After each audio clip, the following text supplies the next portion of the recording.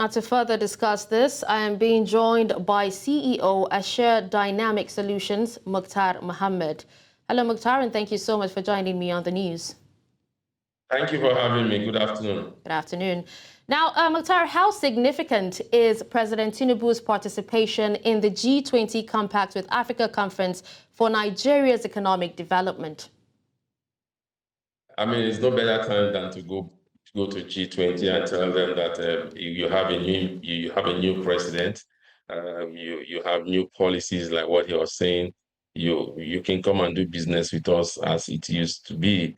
Because before now, what we've seen is that for almost 8 years, you've not seen Nigeria be on the front burner of industrialized nations because of the challenges that we had to do with FX. So for me, it's a very, very good development that Mr. President is going around the world and telling them about the opportunities in Nigeria, not like what we have 8 years before now, where we had the president going around, but what he was looking for is, can you give me aid? Can you give me loan to do this project? This current president is saying, look, can you come to our country?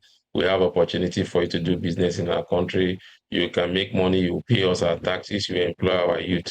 For me, there's no better way than doing that, especially now that we know we need this liquidity, especially the FX liquidity. So it's a good moment for Nigeria, and the way that he's been well received also is a plus for us. All right, Muktar, talking about, discussing opportunities in Nigeria, what specific areas of economic cooperation would you suggest that the president should discuss during the conference, and how does Nigeria stand to benefit? Well, I think first of all, I think he has started it already, the cement power project. I think power is key to Nigeria development. We look at the telecommunication sector. When we talk about the telecommunication sector, we're talking about information technology. I think that's one space that, especially for the young enterprising Nigerian, vibrant Nigerians have been excelling in that space. It would be nice to have this infrastructure here back in our country. Also, we need to look at agriculture, because that seems to be our next source of diversification, and how you can get the big players to come in here and help us to develop our agricultural sector. And the most key for me is how can we have develop the manpower, the population of Nigeria, which for me is the greatest resources we have. And so how can they come in and maximize this population that we have, especially in the area of job creation, cheap labor that they will get here comparable to what they will get in Europe or America. So for me, I think those are the areas that Mr. President should be talking to them about. Muktar, now, considering the emphasis on attracting investments in critical sectors, now President Tinubu assured international investors of Nigeria's economic potential and also stability. Now, taking a look at pockets of insecurity here and there, inflation, and also, instability of the naira, do you think that this is enough move, to, get them to act, or, want to come into Nigeria and invest? To be sincere, no shrewd investor want to come into your country as it stands now. When you look at not only because of the insecurity, you could say this insecurity are not happening the major hub of economic activities. Happening in the far north, northeast, north central.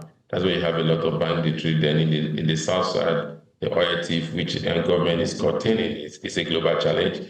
But again, when you look at FX volatility, nobody wants to come in when you have your exchange rate so volatile, and you don't have the liquidity to even stabilize it. Definitely nobody want to come in. But inflation is a global challenge. I mean, all over the world, they are grappling with inflation, and inflation creates opportunities, especially for shrewd investors. They see opportunity because in the era of inflation, in the era of too much pressure, assets become cheaper.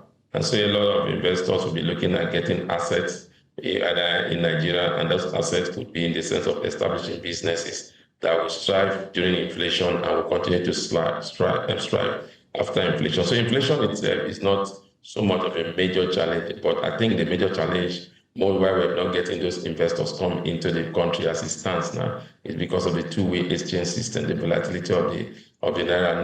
Knowing that some investors have been in this country for thus far now, they've not been able to repatriate their money back to their respective countries. So that is enough disincitment for other investors to want to come into Nigeria.